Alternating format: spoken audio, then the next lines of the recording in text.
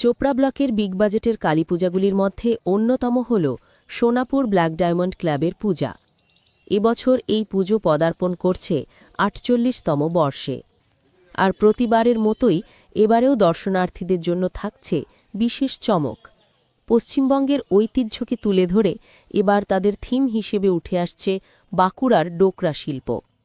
Club সূত্রে জানা গেছে, এই বছর তাদের পুজোর বাজেট প্রায় ৬.৫ লক্ষ টাকা। ইতিমধ্যেই জোর কদমে চলছে শেষ মুহূর্তের প্রস্তুতি কাজ। মণ্ডপ সজ্জার দায়িত্বে রয়েছেন সুদূর কৃষ্ণনগরের শিল্পীরা, যারা তাদের নিপুণ হাতের ছোঁয়ায় ফুটিয়ে তুলছেন ডোকরা শিল্পের মনোমুগ্ধকর রূপ। উদ্যোক্তারা জানিয়েছেন, থিমের পাশাপাশি থাকছে চোখ ধাঁধানো আলোকসজ্জার ব্যবস্থা, যা প্রতি বছরই স্থানীয় মানুষের মধ্যে ব্যাপক উৎসাহ তৈরি করে। ক্লাবের সভাপতি নরেশ লাড্ডা এবং সম্পাদক শুভদীপ পাইন জানান, প্রাচীন শিল্পকলা যাতে নতুন প্রজন্মের কাছে পরিচিত হয়, সেই চিন্তাধারা থেকেই ডোকরা শিল্পকে থিম হিসেবে বেছে নেওয়া হয়েছে। পুজো কমিটি আশাবাদী, তাদের এই নতুন ও ব্যতিক্রমী ভাবনা সাধারণ মানুষের মধ্যে সাড়া ফেলবে। পূজার পাশাপাশি সাংস্কৃতিক অনুষ্ঠানেরও আয়োজন থাকছে, যা স্থানীয় শিল্পীদের নিয়েই করা হবে বলে জানা গেছে। পুজো কমিটির দাবি, গতবারের মতো এবারও সোনাপুরের এই পুজো দর্শকদের কাছে বিশেষ আকর্ষণ।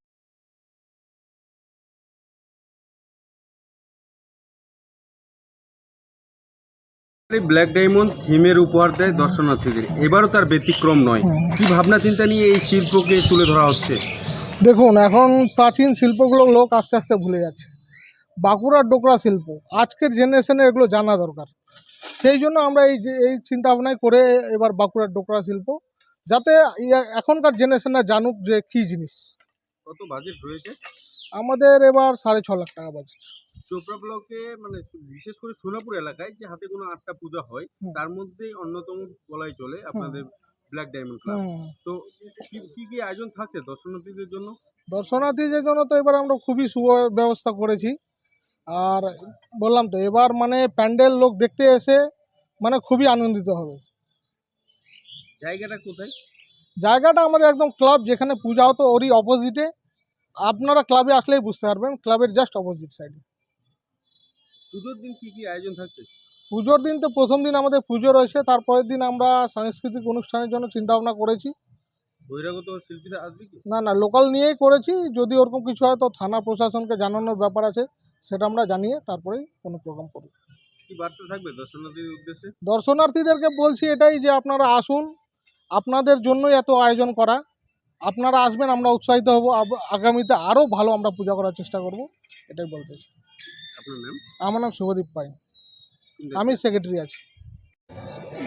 আমাদের ক্লাবের নাম সোনাপুর ব্ল্যাক ডায়মন্ড ক্লাব, 48তম শ্রী শ্রী শ্যামা পূজা। এবার কি থিম রয়েছে আপনাদের? আমাদের থিম বাঁকুড়ার ডোকরা শিল্প, এই থিম রয়েছে। আমাদের কারিগর কৃষ্ণনগর থেকে আসছে, এরাই বানাচ্ছে। চোখটা কি? এই যে আমরা থিম করেছি, এটা অনেক চিন্তা ভাবনা করে এটা প্যান্ডেল নিয়ে আসছি। আমরা মানুষকে, জনগণকে দেখাতে হবে যে আমরা কি করেছি। এখানকার মানুষ দেখেই বলতে পারবে যে একটা নতুন জিনিস আমরা দেখতে পেয়েছি। অনেক মানুষ কনফিউজ হচ্ছে, প্রত্যেকবার যেখানে আপনাদের পুজো হতো এবার সেই জায়গায় হচ্ছে না, তো তাদের উদ্দেশ্যে কি বলবেন? এটাই বলবো যে প্যান্ডেলে যখন আমরা করে আসছিলাম, তখন ওই প্যান্ডেলে যে মালিক আছে ও আসে বলছে বাইরে হবে না, এই জিনিসটা ভিতরেই করতে হবে। তো এই জায়গাটা আমরা পরিষ্কার করে কোনো মতো এই জায়গাটাই চয়েস করে এখানে করতেছি। দর্শনার্থীদের কি বলবেন? দর্শনার্থীদের যারা আসবে পূজাতে দেখতে, সকলকে বলবো আরও বেশি করে সবাই পূজা দেখতে আসুক। সবাই তো নিউজে দেখে, সোনাপুরে তো পূজা খুবই ভালো করে হতো, এবার ব্ল্যাক ডায়মন্ডের পূজা খুব জোর সোরে বলছি আমি, পূজা খুব ভালো আমরা করব। আর প্যান্ডেল সবাই দেখতে আসবেন, এই বলবো আমি। আপনার নাম? আমার নাম নরেশ লাড্ডা, কোন দায়িত্বে আছেন? আমি এখানকার সভাপতি আছি।